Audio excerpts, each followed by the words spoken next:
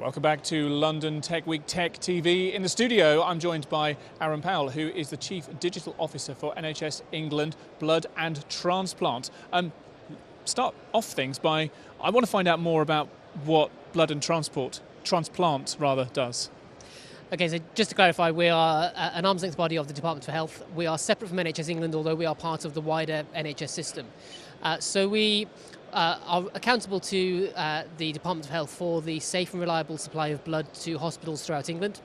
We also carry out a range of specialised diagnostic and therapeutic services, largely on blood, but also to facilitate other services such as stem cell transplantation. And we operate the UK's organ donation and transplantation system. So we have a range of specialist nurses who talk to families in hospitals in the event that someone could potentially be an organ donor. And then we allocate the organs according to our allocation schemes and then arrange for those organs to be transplanted if there is an opportunity for that to happen. So as Chief Digital Officer, you've got some systems that you alluded to there that you manage. Let's talk about those systems. What exactly is it that you look after there? So we have a range of digital services that we offer to the public, but also to hospitals and increasingly to our own employees. So in terms of the public, we have a blood donor portal, which is used by about 1 million blood donors every year to arrange appointments to give blood, to register to be a blood donor, to check their blood donation history and understand when their next donation might be due.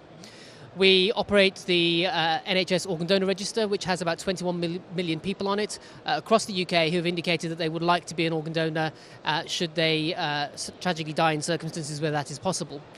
But we also have a range of services for hospitals. So we offer digital services around online blood ordering.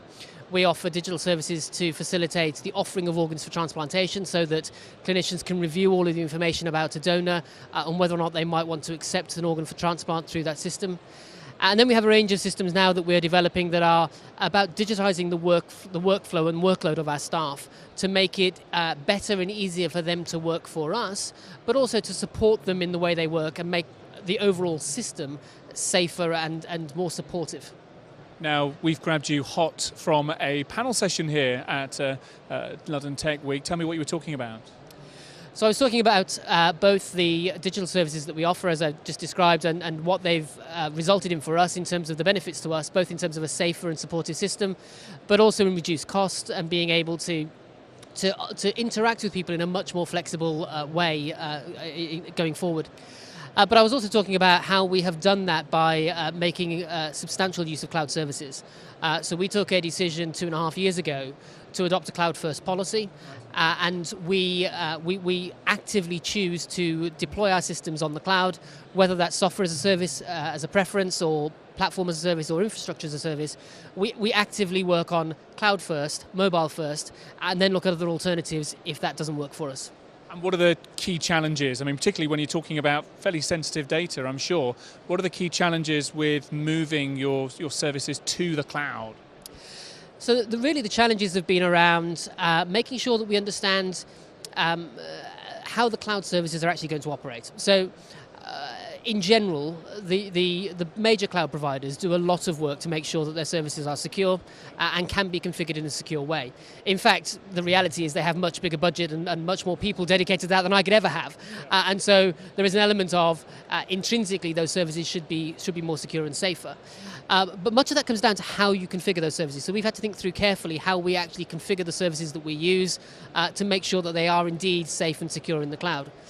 We've also had to think carefully about how we connect to those services and whether for some applications, if we require really sort of time sensitive, so latency responsive type applications, whether or not they can actually be delivered through the cloud or whether we need to have some sort of hybrid mechanism for delivering some of those applications. And then we've had to think through the broader question of actually just how do we connect to this stuff.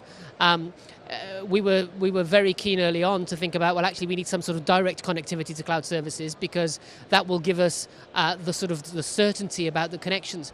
But actually we've increasingly discovered that from a reliability perspective and a resilience perspective, the internet is the most resilient circuit there is because it's always there. And therefore we have to think about whether we design our applications differently to be able to manage them over the internet rather than through some sort of direct connectivity to the cloud.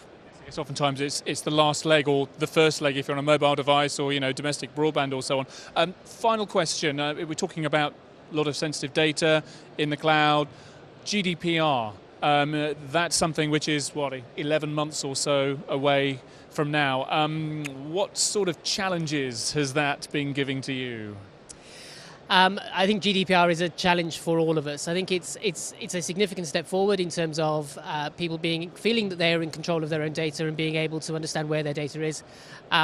But it does mean that we need to think very carefully about how we manage our systems and who we work with, where we put that data, how we construct our contracts with those suppliers and those data processors to make sure that they are constructed in a way that enable us to carry out our responsibilities as holders of that data. So considerable challenges around procurement, considerable challenges around contract management. My suspicion is that actually, though, when this all goes live, the real challenges are going to be operational ones, when things like subject access requests and the easy accessibility or the ability to ask for what information is held about you. I think when that becomes known and people become more familiar with that, we already see instances of things like the Freedom of Information Act being almost abused by people trying to get information that is available but really wasn't designed to provide. I fear we may have similar challenges around GDPR in practice.